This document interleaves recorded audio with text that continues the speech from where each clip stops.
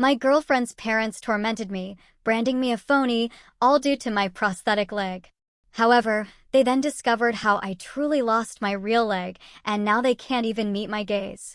You know that gut-wrenching feeling when you're walking into a situation, praying it won't be as bad as you imagine, only for it to be 10 times worse?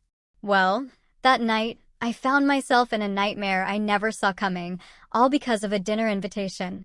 I adjusted my prosthetic, the familiar click of comfort against my nerves, and rang the doorbell at Grace's parents' house. All I wanted was for them to see me, not just the missing part of my leg. The door swung open, and there he was, Robert. His eyes didn't even make it to my face. They dropped straight to my left leg, and I watched his expression curdle into pure, unadulterated disgust. Then Grace's mother, Janet, appeared behind him, and she actually recoiled when she saw my cane. Like disability was something contagious.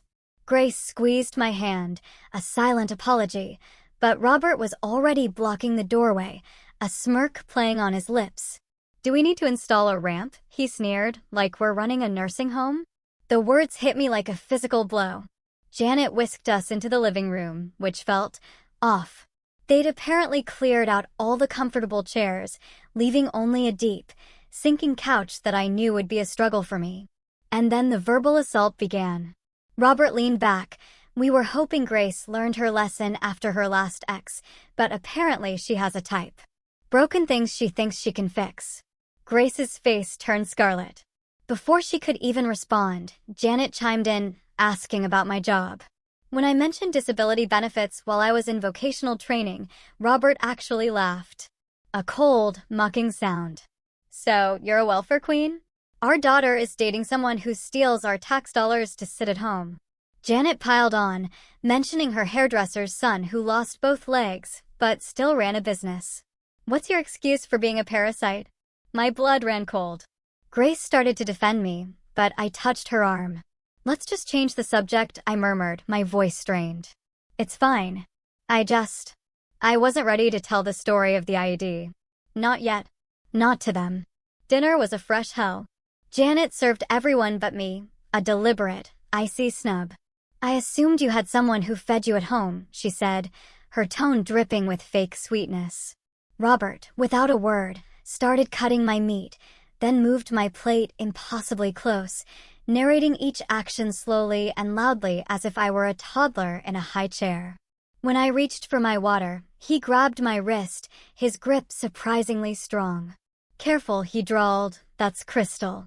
Probably costs more than your monthly government check." Then he turned to Grace, his voice like poison. "Do you really want to spend your life as a caregiver?"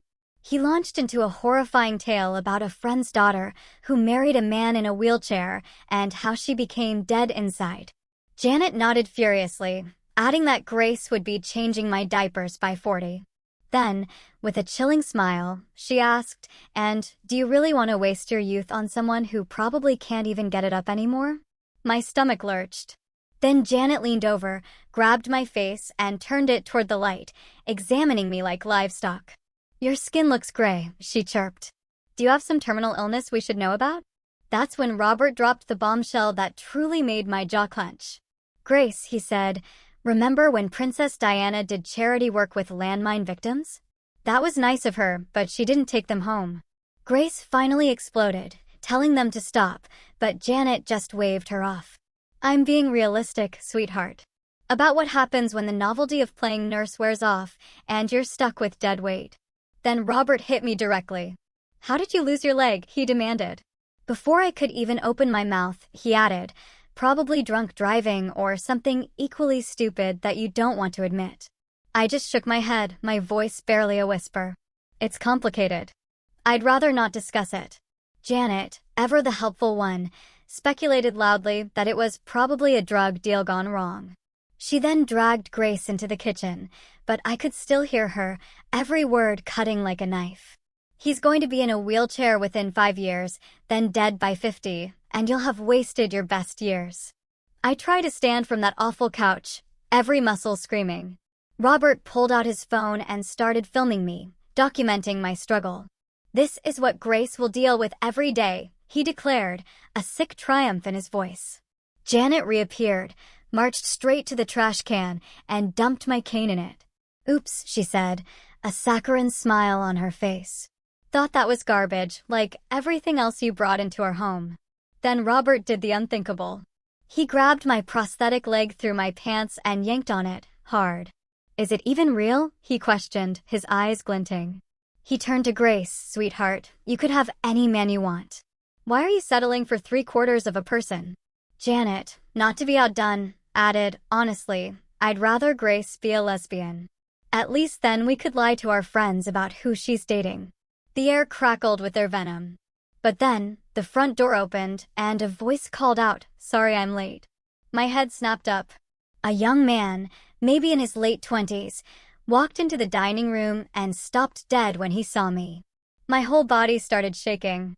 Me and Ethan, we'd served in Iraq together. "Oh my God," he whispered, tears already falling down his face. "This is him. This is the man who saved my life." He turned to his parents, his voice incredulous. "How did you find him? Did you invite him over to thank him personally?" He started to explain, to them, to everyone. He told them I was the lieutenant who went back into the kill zone after the IED tore my leg off. He told them I'd saved our brothers' lives. I was the hero from the story he'd told them 1,000 times. Robert's phone clattered to the floor, forgotten.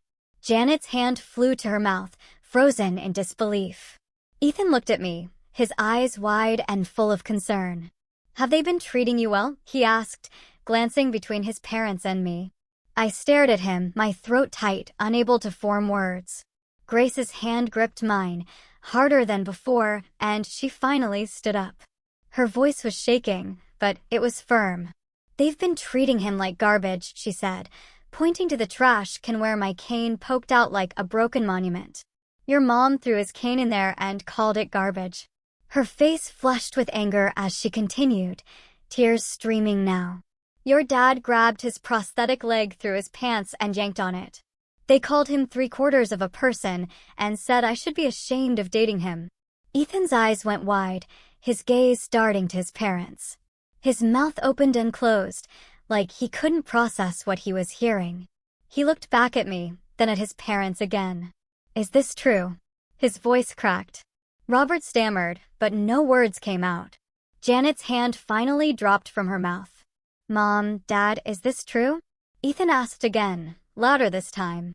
"Did you really do these things to him? This man lost his leg saving my life, and you treated him like this." I pushed myself up from that damn couch, my good leg doing most of the work.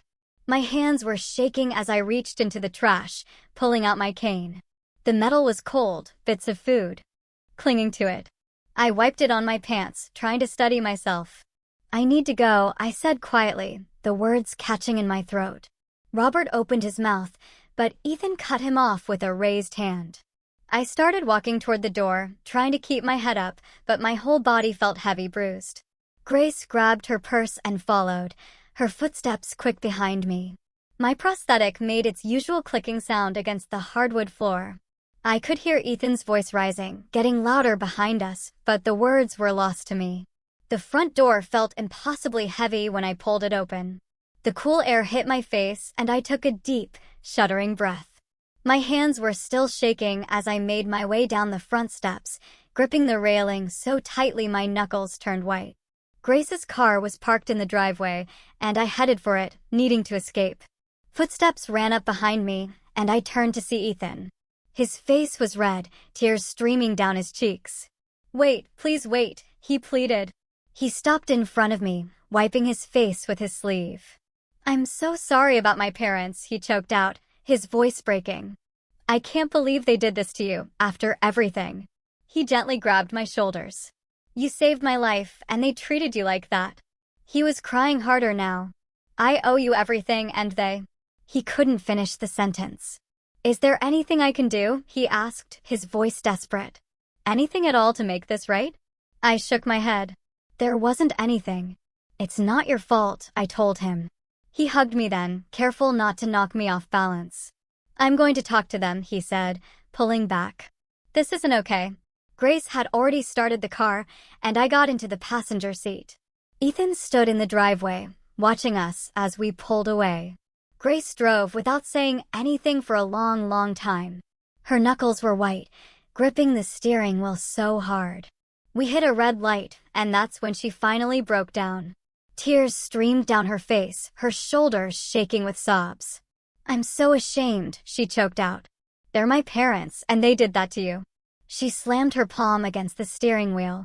How could they be so cruel? The light turned green, but she didn't move immediately.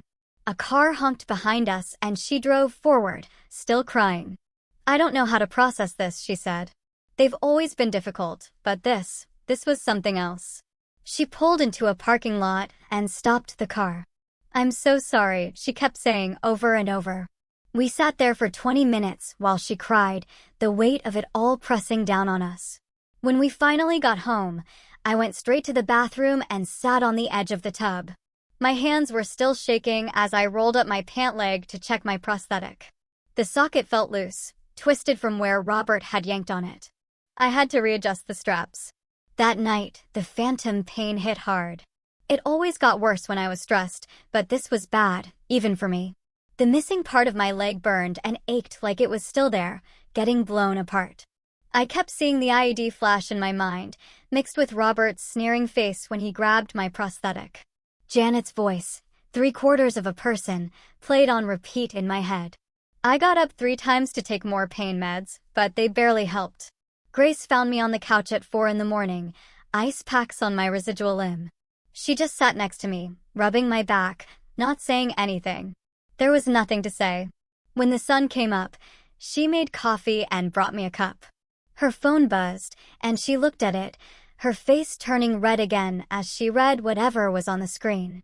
"It's from my parents," she said, showing me the message. It said they were just being protective parents and looking out for her best interests. They said I should understand their position, since any parent would have concerns. No apology. No acknowledgement of what they'd done. Grace threw her phone on the coffee table. "They don't even think they did anything wrong," she said, her voice tight with disbelief. She picked up the phone again, typing furiously. "I'm telling them they're not allowed to contact us until they give a real apology." I touched her arm to stop her. "We need to talk about boundaries first," I said. "Real boundaries that we both agree on." She put the phone down and nodded. "You're right," she said. "What do you need?" I thought about it for a minute. "No surprise visits," I said. "No showing up without permission." She nodded, waiting. "No forced interactions where I have to see them." I took a breath. "And absolutely no physical contact. Ever again." She grabbed a notebook and started writing it down. "I'll send this to them today," she said, her expression determined. "These are non-negotiable." She kept writing, adding her own boundaries to the list. "I need to call the VA," I said. "I need to see my therapist soon." Grace handed me my phone, and I found the number. The receptionist said they could fit me in for an emergency session later that week. I took the appointment and hung up, my legs still aching. I knew this was going to take time to work through. 2 days later, my phone rang while I was adjusting my prosthetic socket for the 3rd time that morning. Baxter's name showed on the screen, and I picked up, knowing he'd want an update on my job prep. He asked how the practice questions were going, and I told him I was still on track, despite some personal stuff. He reminded me the interview was in 2 weeks and we'd scheduled another mock session for Thursday. After hanging up, I saw a text from Ethan asking if we could meet, just the 2 of us, to talk. My hands got sweaty looking at his message, but I typed back, suggesting the coffee shop on Main Street at 2 o'clock.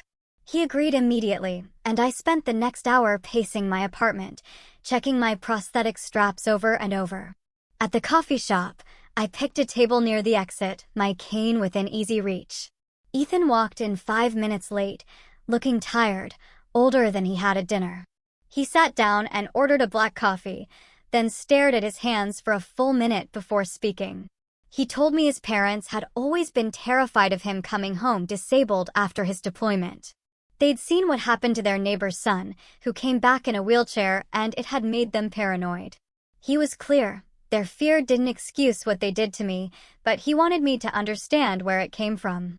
We sat there for 40 minutes while he talked about growing up with parents who treated his military service like a death sentence waiting to happen. When I got home, I had 3 missed calls from the VA. My emergency therapy appointment had been moved up to tomorrow.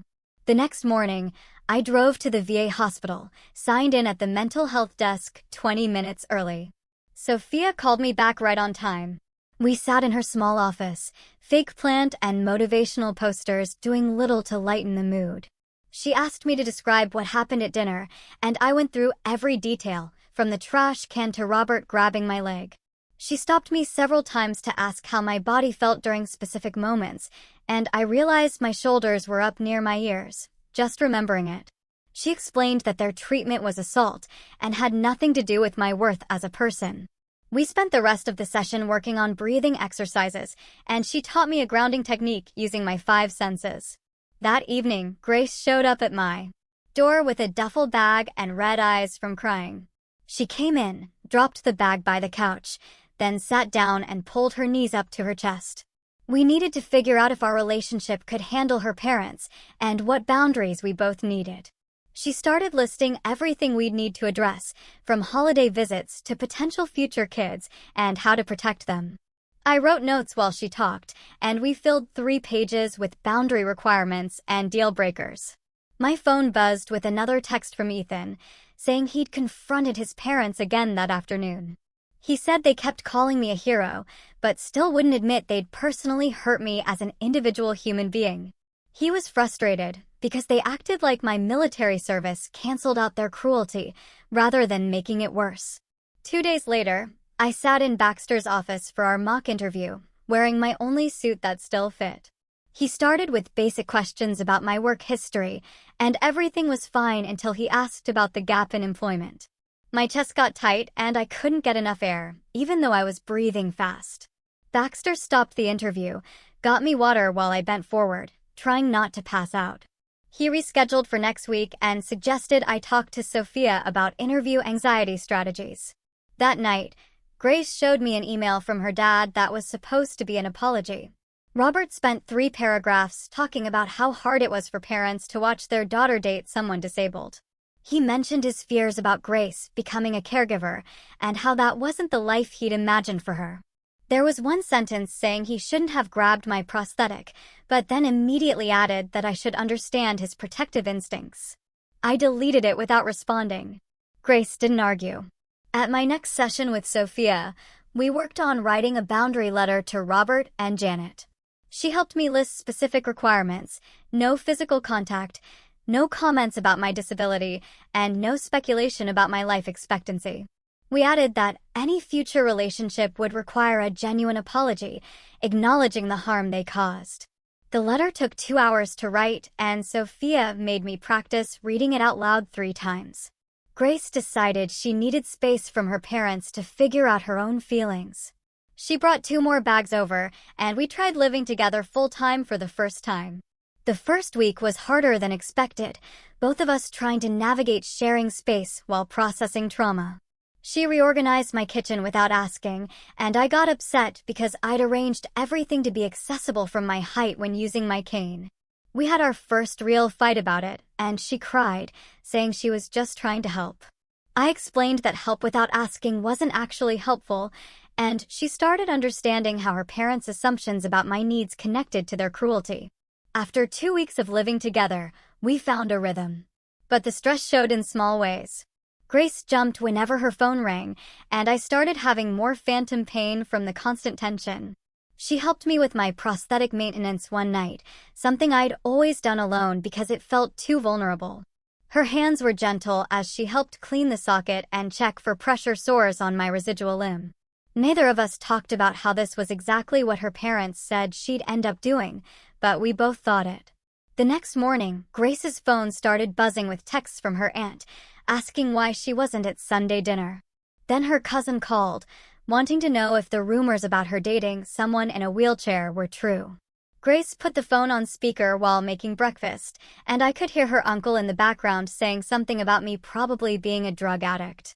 Her grandmother left 3 voicemails, crying about how Grace was breaking the family apart over some man nobody knew. Grace deleted each message without listening to the end, her hands shaking as she cracked eggs into the pan. More relatives kept calling throughout the day, asking if Grace needed help getting away from me or offering to stage an intervention. Her cousin even posted on social media asking for prayers for their family during this difficult time, which got dozens of comments from people we'd never met. Grace finally turned off her phone after her aunt texted that she was being selfish for choosing a stranger over blood. 2 days later, I went in my veteran support group at the VA and decided to share what happened at dinner for the first time. The room had 12 other vets, sitting in a circle. When I described Robert grabbing my prosthetic, everyone got quiet. One guy, who lost both arms in Afghanistan, said civilians treat him like a circus act every day. Another vet talked about his wife's parents refusing to let him in their house because they thought PTSD made him dangerous. The group leader, a Marine who uses a wheelchair, said people thank him for his service, then cross the street to avoid him. Everyone nodded when I mentioned feeling like less than human, and several guys shared similar stories about being called parasites for using VA benefits. After group, Ethan texted me a photo from our deployment, showing our whole unit before the attack. I stared at it for 20 minutes, remembering everyone's faces, including the 3 who didn't make it home. That night, I showed Grace the photo and pointed to where the Humvee had been when the IED went off.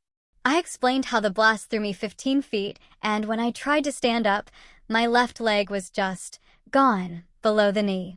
Blood was pumping out so fast I could see it spraying in the dirt, but I could still hear Ethan screaming from inside the burning vehicle. I dragged myself back, using my rifle as a crutch, while my femoral artery painted everything red. The medic said later I should have bled out in 90 seconds, but somehow I pulled Ethan and 2 others out before collapsing. Grace held my hand while tears ran down her face as I described the helicopter ride where they kept pumping blood into me. She asked why I never told her the details, and I said, most people don't want to hear about watching your own leg disappear. The next evening, Grace opened up about her ex, who'd stolen $40,000 from her over 2 years. He'd convinced her to add him to her bank accounts, then slowly drained everything, making her think she was bad with money. Her parents had to bail her out financially and watched her have a complete breakdown when she discovered the theft. She said they became protective after seeing her lose everything to someone who claimed to love her. I told her I understood their fear, but it didn't excuse treating me like garbage. 3 days later, I was home alone when someone knocked hard on the door. Through the peephole, I saw Janet.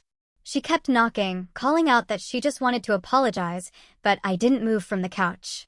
I texted Grace at work, and she said she was on her way home immediately. Janet stayed outside for 30 minutes, alternating between knocking and sitting on the front steps. When Grace pulled up, I watched through the window as she confronted her mother before Janet could even reach the car. Janet tried to hug her, but Grace stepped back, keeping 3 feet between them. I could hear Grace saying her mother needed to respect boundaries and coming here. Without permission was exactly the problem. Janet started crying, admitting she'd been cruel at dinner, but she was terrified of losing Grace. She said watching Grace with her ex nearly killed her, and she couldn't go through that again. Grace told her that treating me like trash wasn't protecting anyone, and Janet finally admitted she'd been horrible to me. She asked if she could come in to apologize properly, but Grace said not without discussing it with me first. Janet left after 20 more minutes of Grace holding firm on the boundaries we'd established together. The next morning, I went to the police station to file a report about Robert grabbing my prosthetic at dinner. The officer took my statement and said assault charges were possible, but I told him I just wanted documentation. He took photos of the bruises on my residual limb where the socket had twisted when Robert yanked on it. The report took 2 hours to complete with all the details about what Robert and Janet had said and done. I got a case number and copies of everything, just in case we needed them later for a restraining order. That afternoon, Baxter called, saying he'd arranged a tour at an adaptive workplace that specifically hired disabled veterans. The facility had modified workstations and assisted technology for people with different physical limitations. During the tour, I saw a double amputee programming computers with voice recognition software and a blind vet running the reception desk. The manager, who had a prosthetic arm, showed me 3 job openings that matched my skills and said they could start me part-time while I finished vocational training. Seeing other disabled vets working regular jobs and joking around, it made me realize I'd been isolating myself too much. That evening, Ethan texted, inviting us to dinner at his apartment, just the 3 of us, without his parents. He said he wanted to talk about what really happened over there and what coming home actually means for people like us. We spent the next hour at Ethan's place talking about what would actually fix things with his parents. I pulled out my phone and started typing a list of what a real apology would need to include. First, they'd have to admit they physically assaulted me when Robert grabbed my prosthetic. Second, they'd need to acknowledge the cruel things they said weren't protective, but abusive. Third, they couldn't make excuses about being worried for Grace. Ethan nodded as I read each point and said he'd talk to them, without us having to deal with them directly. Grace's phone buzzed while we were cleaning up the dishes, and her face went white. She showed me the screen. Robert had texted her an ultimatum, saying she had to choose between me or her family. She immediately took a screenshot and started typing back that real families don't force those kinds of choices. Her hands were shaking as she hit send and told him she wouldn't be manipulated like that. The next morning, Grace sat at my kitchen table, writing her own letter to her parents. She wrote for 3 hours, crossing things out and starting over until she had 4 pages.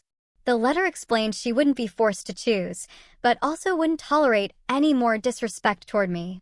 She set clear boundaries about when she might consider seeing them again, which was at least a month away. She sealed it in an envelope and drove to their house to leave it in the mailbox without knocking. 2 days later, I had my regular therapy appointment with Sophia at the VA. She had me practice different scenarios for if I ever had to see Robert and Janet again. We role-played me staying calm while she pretended to be Robert, making comments about my leg. I practiced my exit strategies, like having Grace's car keys in my pocket and sitting near doors. We went through de-escalation techniques where I'd redirect conversations or simply leave without explaining. Sophia helped me realize I didn't owe them any response to their provocations. The following week, I drove to the adaptive workplace for my real job interview. My palms were sweating as I walked into the conference room where the interviewer was waiting. He had a prosthetic arm and immediately put me at ease by joking about us being the bionic team. He asked about my military experience and how I handled stress, focusing on what I could do rather than my limitations. We talked about the specific job duties, and he showed me the modified workstation they'd set up. I answered his questions about my availability and schedule flexibility around my VA appointments. When he asked about gaps in my employment, I explained my recovery and vocational training without getting defensive. At the end, he shook my hand firmly and said they'd call within a few days. I walked out feeling like I'd actually nailed it, despite my nerves.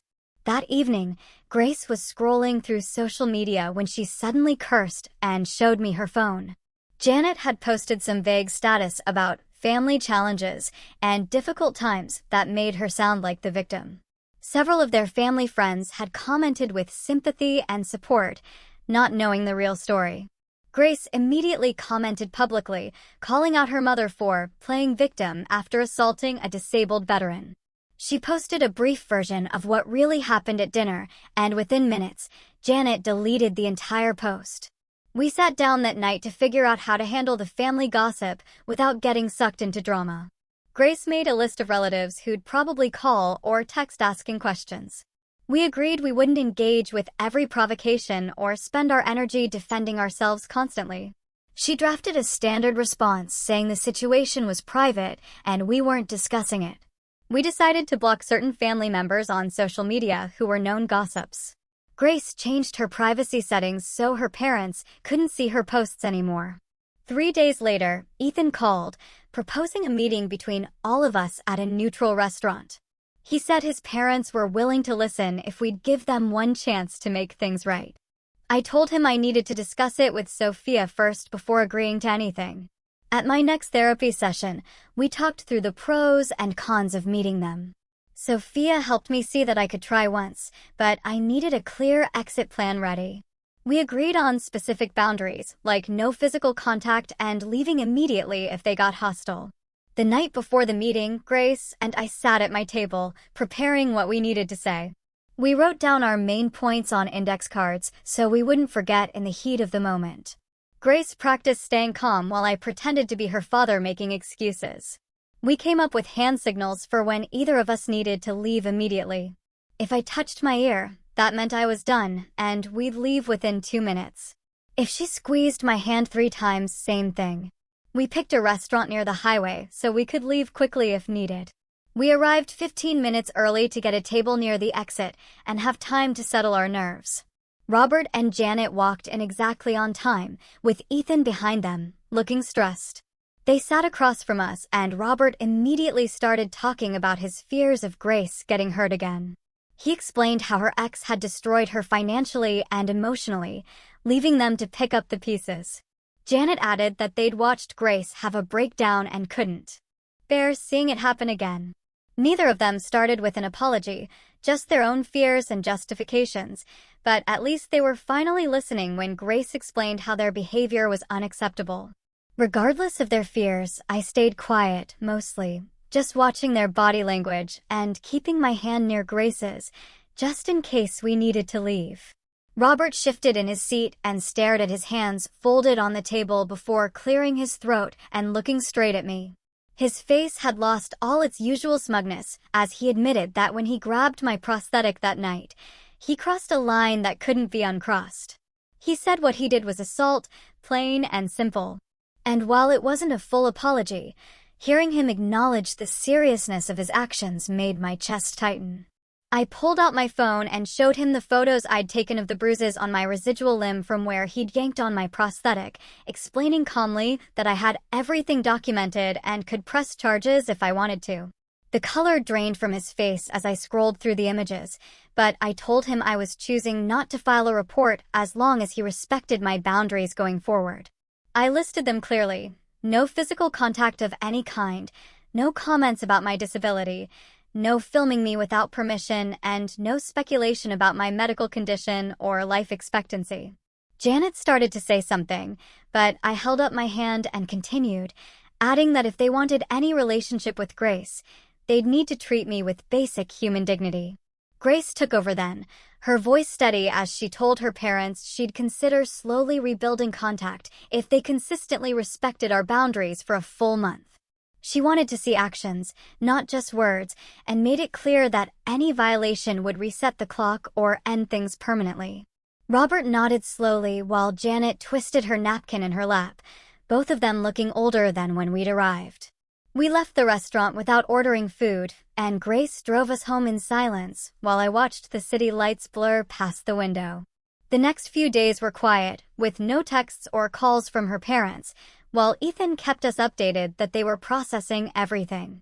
The silence felt strange after weeks of drama, but it was actually refreshing to wake up without wondering what new crisis would hit. On the 4th day after the meeting, my phone rang with a number I didn't recognize. When I answered, it was the HR department from the adaptive workplace I'd interviewed at.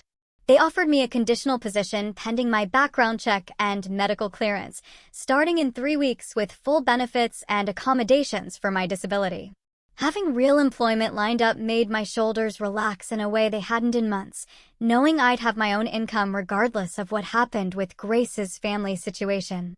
Grace decided to test the waters by having dinner with just her parents while I stayed home, working on paperwork for the new job. She texted me updates throughout the evening, and after exactly 1 hour, she left when her mother started making subtle digs about how hard it must be for me to find work. Grace walked through my door looking exhausted, but proud of herself for maintaining the boundary, showing her parents she was serious about protecting our relationship. 3 days later, a handwritten letter arrived in my mailbox with Robert's return address. Inside was a brief note with no excuses or justifications. He simply wrote that what he did was wrong, that he'd violated my body and dignity, and that he understood if I never wanted to see him again. The letter went into a folder I'd started keeping of important documents, something to discuss with Sophia at my next session. During therapy that week, Sophia and I talked through the difference between forgiveness and allowing people access to your life. She helped me see that I could work toward forgiving Robert and Janet for my own peace, while still maintaining strict boundaries about when and how they could be part of our lives. We practiced different scenarios and responses, and I left feeling clearer about my own limits and needs. 2 weeks passed before Grace suggested trying a public brunch with both her parents at a busy restaurant downtown. We chose a place with multiple exits and agreed to stay for 90 minutes maximum, with both of us ready to leave if things went south. Robert and Janet arrived 5 minutes early and chose a table in the middle of the room, away from walls where I might feel trapped. The conversation stayed surface level, discussing the weather and local news, with a few awkward pauses, but no cruel comments or attempts at physical contact. Janet asked about my new job and managed to sound genuinely interested when I described the adaptive technology I'd be working with. Robert kept his hands folded in his lap the entire time, clearly conscious of not reaching toward me or making any sudden movements. When our time was up, we said polite goodbyes and Grace and I walked to our car, feeling cautiously optimistic about the possibility of managed contact. Ethan was waiting by my apartment when we got home, his face drawn and tired-looking. He admitted he'd been having nightmares about the IED blast since seeing me at his parents' house, reliving the explosion and the aftermath every night. His hands shook as he described waking up in cold sweats, hearing the ringing in his ears, and smelling the burning metal and flesh that haunted both our memories. We sat on my couch for 2 hours, comparing our experiences and trauma responses, finding comfort in a shared understanding of things most people couldn't imagine. Before he left, we made plans to attend a VA family counseling session together the following week, hoping that processing our shared trauma might help us both move forward. The next morning, Janet called Grace while I was in the shower, and I could hear Grace's raised voice through the bathroom door. Grace paced our living room with her phone pressed to her ear, shaking her head at whatever her mother was saying. When I came out, towel-drying my hair, Grace held up her hand to show she needed another minute. She finally said, "No, absolutely not," and hung up the phone before throwing it onto the couch. Janet had tried to set conditions for future family gatherings, wanting me to promise I'd try harder to fit in with them. Grace called her mother back immediately and told her I didn't need to earn basic respect from anyone. My first day at the adaptive technology company arrived 2 days later, and I woke up at 5 in the morning, too nervous to sleep. The commute took 45 minutes on the accessible bus route, and my prosthetic was already rubbing wrong by the time I arrived. The office had automatic doors and wide hallways that made navigation easy with my cane. My supervisor showed me to a desk that could adjust height and had a special cushion for managing pain. The computer setup included voice commands and other adaptive features I'd never seen before. By lunch, my lower back was screaming from sitting differently than I had in months. I took my pain medication in the bathroom and splashed cold water on my face. The afternoon involved learning 3 different software programs while my phantom pain flared up every 20 minutes. My coworkers invited me to join them for coffee breaks, but I needed those times to stretch and adjust my prosthetic. By the end of the first week, I'd proven I could handle the workload despite the physical challenges. The chronic pain required constant management, but I was contributing something meaningful again. That Friday evening, I found a voicemail from Robert on my phone that I'd missed during work. His voice sounded different, quieter, and less confident than I'd ever heard it before. He explained that his father had been disabled from a construction accident when Robert was 15. He'd spent years helping with caregiving while watching his mother burn out from the stress. Seeing me had triggered all those memories of helplessness and anger from that time. He acknowledged it wasn't an excuse for his behavior, but wanted me to understand where it came from. I deleted the message without responding, but mentioned it to Grace when she got home. That weekend, Grace and I sat at our kitchen table with cups of coffee getting cold between us. She brought up the timeline we discussed for moving in together permanently and suggested we slow things down. We needed to be sure we were choosing each other for the right reasons, not just bonding over trauma. The conversation lasted 3 hours as we talked through our fears about the future. Grace worried she was rebelling against her parents by being with me rather than genuinely choosing our relationship. I admitted I sometimes wondered if she stayed out of pity or guilt about what happened. We decided to keep our separate places for at least 6 more months while we figured things out. 2 weeks later, Robert texted, asking if he could pay for a replacement cane since Janet had thrown mine away. I agreed to meet him at a medical supply store downtown on a Tuesday afternoon. He arrived 10 minutes early and waited by the entrance without trying to help me out of my Uber. Inside the store, he stayed quiet while the specialist measured me and discussed different options. Robert kept his hands in his pockets the entire time and stepped back whenever I moved. He paid for the custom carbon fiber cane without commenting on the price. We walked to our cars without speaking, but he nodded once before driving away. Janet started changing her social media habits around the same time, removing old posts about family. Grace noticed her mother had deleted several passive-aggressive memes about ungrateful children. Janet sent Grace occasional texts about neutral topics like recipes or TV shows, without mentioning me at all. These small changes felt like progress, even though we weren't directly communicating. 3 months had passed since that horrible dinner when I realized my body had finally started to relax. My shoulders weren't constantly tensed when Grace mentioned her parents in conversation. My hands stayed steady even when her phone rang with their ringtone. I could choose when to engage with information about them, rather than just reacting from fear. The phantom pain still flared up, but it wasn't triggered by anxiety about Robert and Janet anymore. Ethan invited us to a barbecue at his apartment on a Saturday when the weather turned warm. He mentioned his parents would be there, but promised to keep things casual and respectful.